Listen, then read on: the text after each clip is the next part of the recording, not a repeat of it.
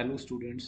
तो आज हम क्लास 12 का chapter 1 relation and function start करने जा रहे हैं। तो रिलेशन और फंक्शन को स्टार्ट करने से पहले उसका बेसिक इंट्रोडक्शन जानना बहुत ज़रूरी है। तो बेसिक इंट्रोडक्शन को हम कुछ पार्ट्स में पढ़ेंगे, क्योंकि जैसे हम एक्सरसाइज स्टार्ट करेंगे उस एक्सरसाइज का बेसिक्स पहले पढ़ लेंगे। एक साथ बेसिक पढ़ने से पहले बेसिक इंट्रोडक्शन पढ़ने से ज़्यादा अच्छा है कि हम उसको कुछ पार्ट्स में पढ़ें, वो ज़्यादा आसान रहेगा। तो चैप्टर का नाम है रिलेशन एंड फंक्शन। तो रिलेशन एंड फंक्शन को सबसे पहला वर्ड है relation. So what is relation?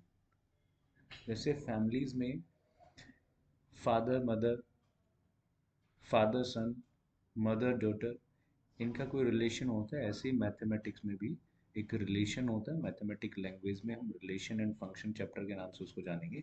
तो रिलेशन को स्टार्ट करने से पहले, रिलेशन को समझने से पहले, आपने 11th क्लास में टॉपिक पढ़ा था सेट। सो सेट क्या होता है? सबसे पहले सेट को जानना बहुत ज़रूरी है। Set is a well defined collection.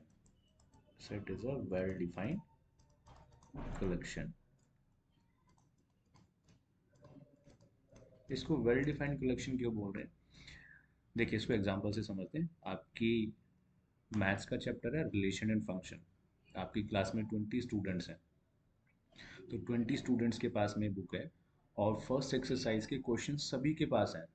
तो सभी के लिए वो क्वेश्चन सेम है, यानी सबकी बुक में क्वेश्चन सेम मिलेंगे।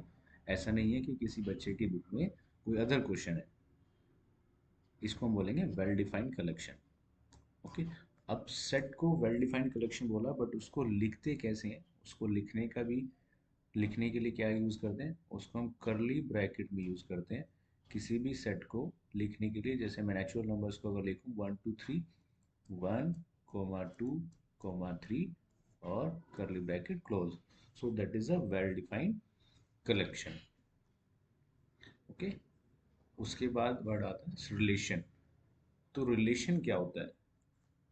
Relation between the two sets. Like हमारे पास में एक सेट है ए, 1 2 3, और एक सेट है बी, 3 4 5। तो सबसे पहले रिलेशन की डेफिनेशन जानेंगे। रिलेशन को लिखते कैसे? That is a collection, the collection of ordered pair. Relation को हम हमेशा कैसे लिखते हैं? ऑर्डर्ड पेयर में लिखते हैं। ऑर्डर्ड पेयर, जैसे एग्जांपल भी यूज़ किया हमने, करली ब्रैकेट यूज़ करेंगे, -2 1, 4 3, 7 - 3। मैं अब आपको रिलेशन लिख के दिखाता हूँ। तो रिलेशन कैसे लिखा जाता है? रिलेशन को आर से डिनोट करते हैं। R is equal to A multiply B. तो A multiply B is a Cartesian product. तो कार्टेशियन प्रोडक्ट को हम कैसे लिखेंगे? करली ब्रैकेट। हाँ जी, गुड आफ्टरनून। तो ए और बी का रिलेशन कैसे लिखेंगे सेट का कार्टेशियन प्रोडक्ट में? ऑर्डर्ड पेयर में लिखना है 1 3। 1 का सबके साथ एक रिलेशन बनेगा, 1 4 bracket close and 1 5, right. Similarly to 2 3, 2 4 and 2 5। Similarly 3 का 3 3, 3 4 और 3 5, और ये करली ब्रैकेट क्लोज। तो इस तरीके से हम रिलेशन लिखते हैं कार्टेशियन प्रोडक्ट में। उसके बाद उसके बाद कुछ टाइप्स पढ़ेंगे हम रिलेशन की। सबसे पहले हमारा एम्पटी रिलेशन। सबसे पहले हम क्या पढ़ेंगे? एम्पटी रिलेशन क्या होता है हमारा? When there is no element of set X is related और मैप टू एनी एलिमेंट। यानी कि अगर कोई भी एलिमेंट सेट एक्स का, when there is no element, कोई भी एलिमेंट ना हो सेट एक्स का, किसी के साथ में मैप नहीं करेगा एलिमेंट एलिमेंट ऑफ एक्स। इसको एग्जांपल से समझते हैं। If there are 100 mangoes in the basket, एक बास्केट है हमारे पास में, उसमें हमारे पास में 100 मैंगोज है, and there is no possibility finding a relation or getting any apples. अगर बास्केट में हमारे पास में 100 मैंगोज हैं और उसमें से हम एप्पल की बात कर रहे हैं बास्केट में, बट एप्पल तो बास्केट के अंदर है ही नहीं, तो इसलिए यहाँ पे क्या हो जाएगा, relation is equal to 5। Clear? जो सेकंड टाइप है वो है यूनिवर्सल रिलेशन। तो यूनिवर्सल रिलेशन क्या होता है basically, A relation, A is a set of all natural numbers. हमने दो सेट लिए, एक ए सेट लिए जिसमें हमारे पास के ऑल नेचुरल नंबर्स की बात हो रही है, 1 2 3 4 एंड सो ऑन। एक बी सेट हमने लिए, बी सेट में क्या होगा, बी में हमने होल नंबर ले लिए सारे।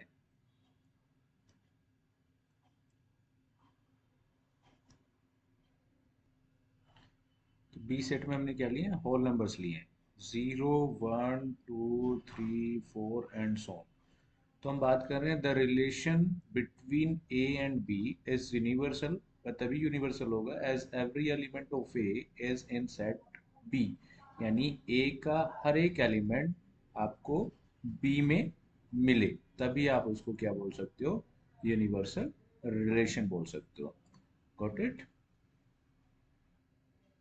मोस्ट इम्पोर्टेंट जो इस चैप्टर की जान है, reflexive relation, symmetric relation and transitive relation. तो इस चैप्टर में आप सबसे ज़्यादा जो क्वेश्चंस करने वाले हो, जो क्वेश्चंस पढ़ने वाले हो, या जिस भी यहाँ पे क्वेश्चंस आपको मिलते हैं एग्जाम्स में, वो होते हैं रिफ्लेक्सिव के लिए, सिमेट्रिक और ट्रांजिटिव। तो सबसे पहला जो पॉइंट है, रिफ्लेक्सिव रिलेशन क्या होता है। तो reflexive relation, a relation is a reflexive relation if every element of set A maps to itself। यानी हर एक एलिमेंट जो A सेट का होगा वो अपने आप से ही मैपिंग करेगा। For every A belongs to A belongs to R। अब इसको एग्जांपल से समझते हैं। द रिलेशन R, मैंने यहाँ पे एक रिलेशन लिया है 0 0 1 2 1 1 2 2 is defined a is equal to 0 1 2 is reflexive। इसको रिफ्लेक्सिव क्यों बोले हैं, सबसे पहले आपको यहाँ पे समझना चाहिए कि जो फर्स्ट लेटर होता है दैट इज डोमेन, इसको बोलते हैं डोमेन, और जो सेकंड होता है वो होता है रेंज। यानी अगर आपका पॉइंट एक्स कॉमा वाई, इसको हम बोलेंगे डोमेन और इसको बोलेंगे रेंज। तो यहाँ पे इसको रिफ्लेक्सिव क्यों बोला जा रहा है, एक सेट लिया हमने ए, करली ब्रैकेट 0 1 2, तो दूसरा भी सेम ही होगा। रिलेशन कब कहलाएगा, जब हम इसके कार्टेशियन प्रोडक्ट करेंगे, ए मल्टीप्लाई ए। तो क्या होगा, 0 0,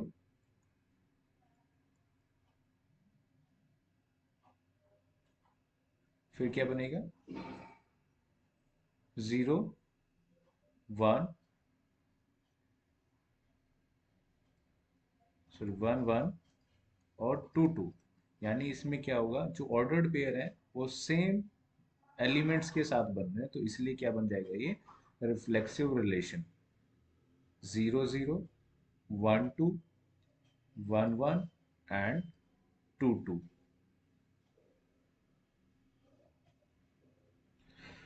तो देखिए इसको क्यों रिफ्लेक्सिव हम बोल रहे हैं, मैंने सेट लिख लिए हैं ए, जीरो की मैपिंग जीरो के साथ बनेगी, वन की वन के साथ, वन की टू के साथ, अगेन 2 1 और 2 2। तो आपको यहाँ पे जो पेयर मिलेंगे वो 0 0, यानी आपका जो एक्स और वाई डोमेन और रेंज दोनों क्या हो रहे हैं, इक्वल हो रहे हैं, और 1 1 और 2 2, ये जो एलिमेंट्स आपके यहाँ पे बन रहे हैं ये सब क्या है, इसमें आपके डोमेन और रेंज दोनों क्या है, इक्वल है, इसलिए आप इसको क्या बोल रहे हो, रिफ्लेक्सिव बोल रहे हो। तो नेक्स्ट वन क्या है, सिमेट्रिक रिलेशन। सिमेट्रिक रिलेशन क्या होता है, a symmetric relation is a relation R on set A if A B belongs to R. यानी जो डोमेन है और रेंज है रिलेशन से बिलोंग करती है, then B A is also belongs to R. अगर ये कंडीशन आपको मिल जाती है तो उसको हम बोलते हैं सिमेट्री। अब इसको एग्जांपल से समझते हैं। हमने रिलेशन लिया 1 5 5 1 4 7 7 4। तो यहाँ पर 1 5 और 5 1, यानी आपका जो 1 5 और 5 1, यहाँ पे एक ही पोजीशन यानी जो डोमेन है और रेंज दोनों क्या हो रही है, इक्वल हो रही है। और यहाँ पे रेंज और डोमेन दोनों क्या हो रही है, इक्वल हो रही है। यानी आपके पास जो कंडीशन है ए बी और बी ए दोनों मिल रही है, ऐसी 4 7 और 7 4। यहाँ पे भी क्या है, ए बी बी ए, ये रिलेशन आपको मिल रहा है यहाँ पर, तो इसीलिए हम इसको क्या बोलेंगे, सिमेट्रिक रिलेशन। नेक्स्ट है ट्रांजिटिव रिलेशन। ट्रांजिटिव रिलेशन में क्या होता है कि if A B belongs to R, B C belongs to R, then A C belongs to R. अगर ये कंडीशन सेटिस्फाई हो जाती है तो इसका मतलब ट्रांजिटिव होगा। इसको एग्जांपल से समझते हैं। इफ 1 2 बिलोंग्स टू आर, यानी किसी एक रिलेशन में बिलोंग करता है, और 2 3 belongs to R, then 1 3 is also belongs to are.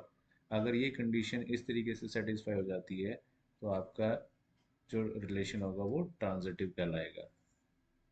I hope आपको ये सारे रिलेशन समझ आए होंगे। नेक्स्ट है हमारा इक्विवेलेंस रिलेशन। इसके ऊपर क्वेश्चन आते हैं बहुत ज़्यादा, बोर्ड में भी पूछे जाते हैं। इक्विवेलेंस रिलेशन क्या होता है? अगर आपका रिलेशन रिफ्लेक्सिव है, सिमेट्रिक है और ट्रांजिटिव है तो आप उसको क्या बोलेंगे, इक्विवेलेंस रिलेशन बोलेंगे। अगर तीनों कंडीशन ये सेटिस्फाई हो रही हैं तो तभी आप इक्विवेलेंस रिलेशन बोल पाएंगे, अदरवाइज नहीं। तो तीनों कंडीशन के लिए क्या होना जरूरी है, रिफ्लेक्सिव के लिए if A A belongs to R, यानी दोनों ही जो रेंज और डोमेन है वो दोनों क्या होनी चाहिए, सेम होनी चाहिए। और सिमेट्रिक के लिए क्या कंडीशन पढ़ी थी अभी हमने, if A B belongs to R, then B A also belongs to R. अगर ये कंडीशन है तो आपका रिलेशन क्या होता है, सिमेट्रिक होता है। ट्रांजिटिव, ट्रांजिटिव रिलेशन के लिए क्या होता है, if A B belongs to R, यानी ए और बी अगर आर में बिलोंग करते हैं, रिलेशन से बिलोंग करते हैं, and B C is also belongs to R, then A C belongs to R. अगर ये कंडीशन सेटिस्फाई हो जाती हैं तीनों तो आप क्या बोलोगे कि जो आपका रिलेशन है वो क्या है, इक्विवेलेंस रिलेशन है। ओके स्टूडेंट्स, तो आज की वीडियो में हमने ये सारे रिलेशंस पढ़े हैं। नेक्स्ट वीडियो में हम एक्सरसाइज स्टार्ट करेंगे। तब तक के लिए बाय बाय, मिलते हैं नेक्स्ट वीडियो में।